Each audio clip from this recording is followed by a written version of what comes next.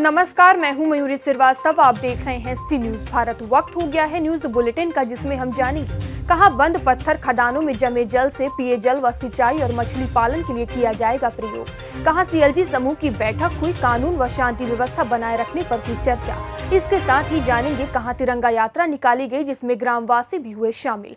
आइए सभी खबरों पर चर्चा करते हैं विस्तार से। बलरामपुर में थाना देहात कोतवाली के अंतर्गत 4 अगस्त को रघवापुर ग्राम में एक खेत में लाश मिली थी, जिसकी पहचान मृतका प्रेमा देवी के रूप में हो गई है। मृतका के पति ने प्रेम नारायण गिरी द्वारा थाना देहात कोतवाली पर सूचना दी कि उसकी पत्नी प्रेमा देवी का शव रघवापुर के पास गन्ने के खेत में मिला, लेकिन पुलिस तफ्तीश में मृतका का पुत्र ही कातिल पाया गया है, जिसके बाद में अपना गुनाह उसने कबूल भी कर लिया और निशानदेही पर आला कत्ल भी बरामद कर लिया है। अपर पुलिस अधीक्षक नम्रता श्रीवास्तव ने प्रेस वार्ता में इस बारे में पूरी जानकारी दी। तो महिला का शव खेत में मिला था और जिसके उस पर उनके पति प्रेम नारायण गिरी द्वारा एक थाने पे अभियोग पंजीकृत कराया गया 302 आईपीसी का। यह अभियोग उन्होंने दर्शाया इस एफआईआर में कि उनकी पुरानी जो ज़मीनी रंजिश थी, उनके उस कारण से ये घटना कारित हुई और इसमें इन्होंने बैजनाथ गिरी और लवकुश आदि 4 लोगों का नामजद एफआईआर कराई गई थी। हम लोगों ने जब इस घटना के संबंध में पूरी जानकारी की और जो नामजद अभियुक्त थे उनसे पूछताछ की, तो ये पता चला कि 2 नामजद अभियुक्त जो हैं लवकुश और बैजनाथ, इनकी लोकेशन सीडीआर के अकॉर्डिंग भी, और जो बैजनाथ हैं वो होमगार्ड का काम करते हैं और वो तहसील में उपस्थित थे जिस समय ये घटना बताई गई। और जो लवकुश थे वो कुरियर का काम करते हैं, कुरियर डिलीवरी का काम करते हैं, तो वो भी जो है अलग अलग स्थानों पे उन्होंने कुरियर की डिलीवरी की, जिसमें पुलिस ऑफिस में भी एक महिला कांस्टेबल को उन्होंने कुरियर डिलीवर किया था उस दिन। तो ये सब जब तथ्यों की हम लोगों को जानकारी हुई तो हम लोगों ने फिर से वादी से और उनके घर के वालों से सबसे पूछताछ की, तो ये बात प्रकाश में आई कि मृतका के जो लड़का है नंदलाल, उसकी और मृतका के बीच में सुबह घर पर दूध गिरने को लेकर कहासुनी हुई थी और मृतका के द्वारा जो है उसको निर्वंशी और इस तरह की उलाहना दी गई थी, जिससे उसके अंदर काफ़ी क्रोध हुआ। और नंदलाल के कोई संतान नहीं है, इस बात से भी वो थोड़ा सा दुखी थे और माँ की इस तरह की उलाहना की वजह से उनके अंदर काफ़ी नाराज़गी हुई।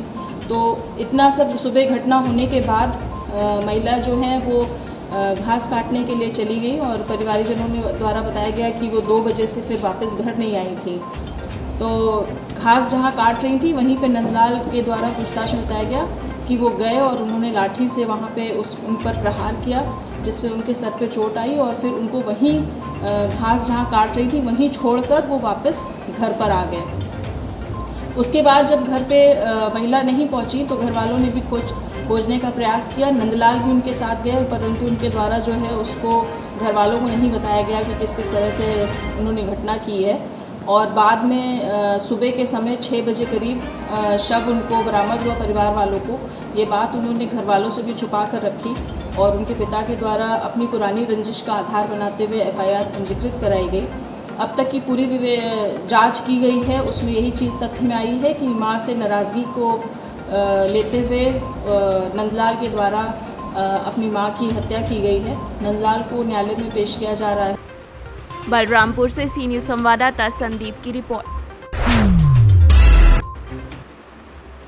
शिकारीपाड़ा थाना क्षेत्र के अंतर्गत सुदूर पूर्वी भाग में कुलकुली डंगाल इलाके में बंद पत्थर खदानों में जमे जल से अब 7 टोला के ग्रामीणों की प्यास बुझेगी।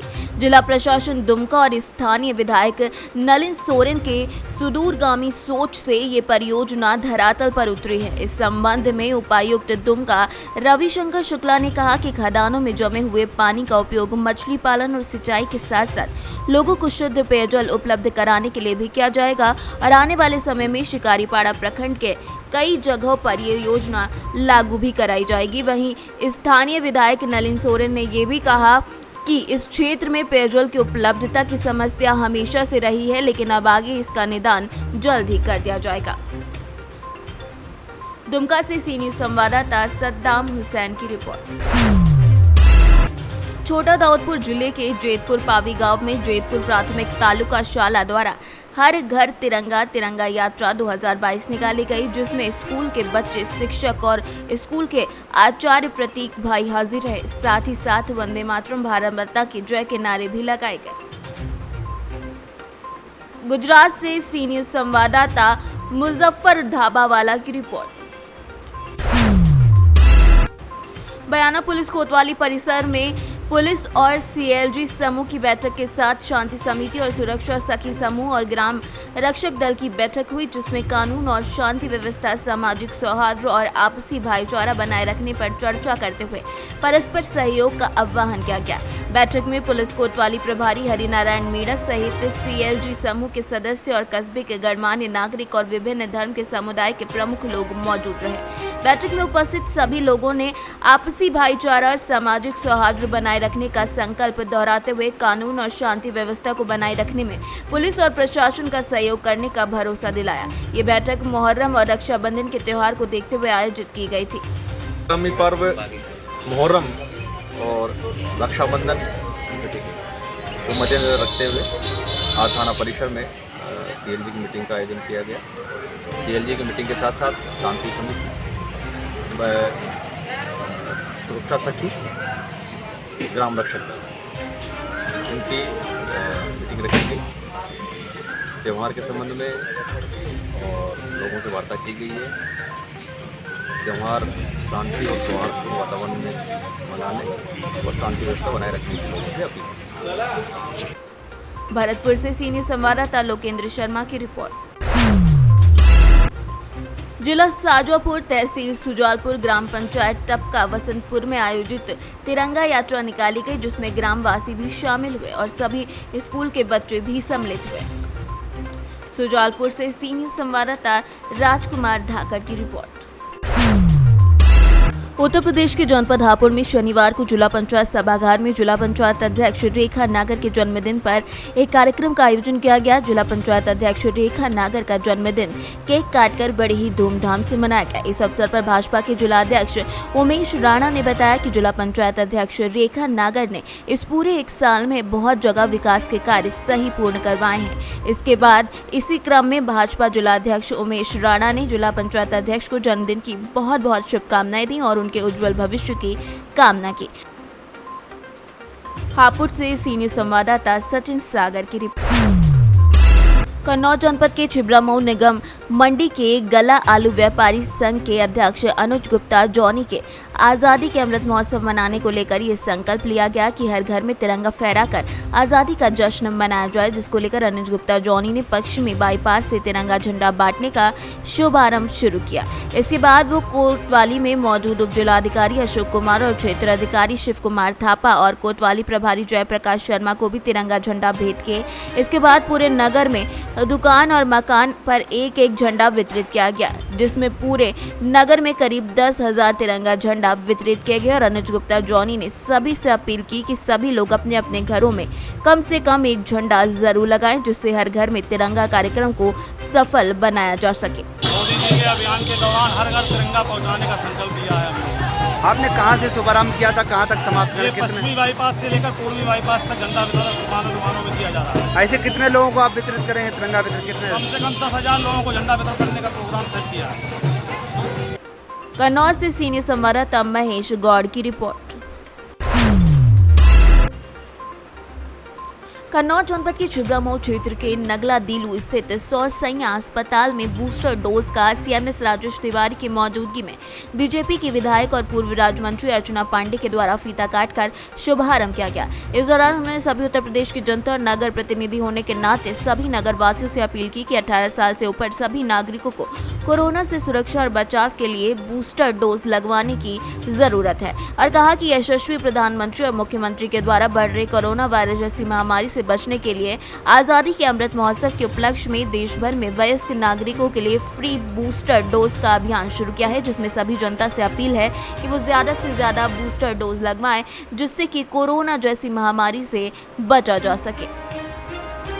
क्या आश्वासन दिया? क्या आश्वासन दिया है? उन्होंने कहा है कि आप लोगों की पैरवी के लिए हम लगे हुए हैं, प्रयास कर रहे हैं, संभवतः हो जाएगा जल्दी। आज कितने दिन करीब धरने हो गए आपको? आज हम लोग 107 दिन हो गए धरने पर बैठे हुए। अब क्या क्या मांगे थी आपकी अभी तक पूरी नहीं हुई? मांगे हमारी यही है कि हमारी नौकरी जैसी हमारी पुरानी थी वैसे ही मुकाररत किया जाए यहाँ पे और हमको नौकरी पुनः बहाल कराया जाए।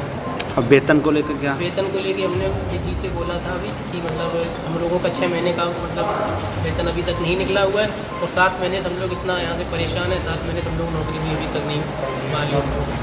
तो कल DM सर आए थे तहसील में, तो वहाँ भी हम लोगों ने अवगत कराया DM सर को भी कि ऐसे ऐसे हमारी समस्याएँ हैं, इतने दिन से हम लोग कोई सुनवाई नहीं हो रही है, तो उनको भी हमने अवगत कराया है। का शुभारम्भ किया है आपने? कोरोना जैसी वैश्विक महामारी से भारत देश में इस देश के यशस्वी प्रधानमंत्री जी ने और उत्तर प्रदेश के मुख्यमंत्री जी ने जिस सतर्कता के साथ, जिस जागरूकता के साथ नियंत्रण किया है, वो अपने आप में पूरे विश्व में उदाहरण के रूप में गया है। और उसी की सुरक्षा के लिए, उसी के प्रति सतर्कता के लिए लोगों को आज से फिर एक बूस्टर डोज लगाई जा रही है ताकि कभी भी कोई उनको कोरोना की कोई बीमारी न हो सके। इसके लिए आज इसका शुभारंभ हुआ है और हम सब लोग मिलकर के आज यही पूरे उत्तर प्रदेश की जनता से, विशेष तौर पर अपने छिबरामऊ के प्रतिनिधि होने के नाते यहाँ के लोगों से सबसे यही कहना चाहूँगी कि लोग ज़्यादा से ज़्यादा आकर के बूस्टर डोज लें और कोरोना से बचें। यही मेरा अनुरोध है। कन्नौज से सीनियर संवाददाता महेश गौड़ की रिपोर्ट।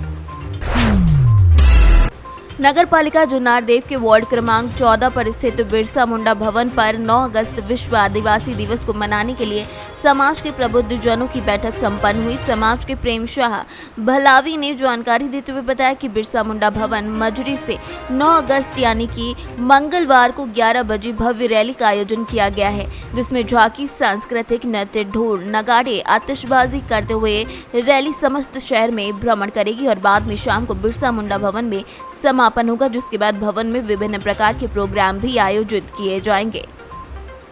बड़ा हर्ष का विषय है कि 9 अगस्त जो हमारे बीच में आ रहा है, संयुक्त राष्ट्र संघ ने एक बड़ी खुशी हमारे बीच में हमें प्रदान की है।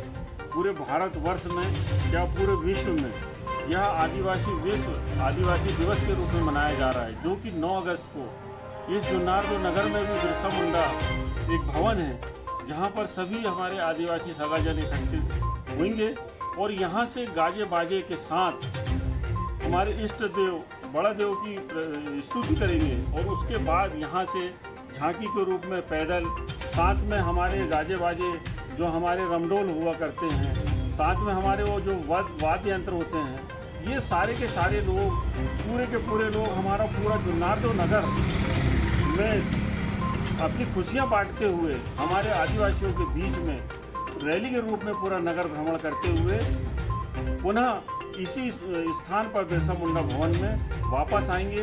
वापस आने के बाद हमारे और विभिन्न प्रकार के बहुत ऐसी गतिविधियां हैं जो जानकारियां हमारे समाज को देना है।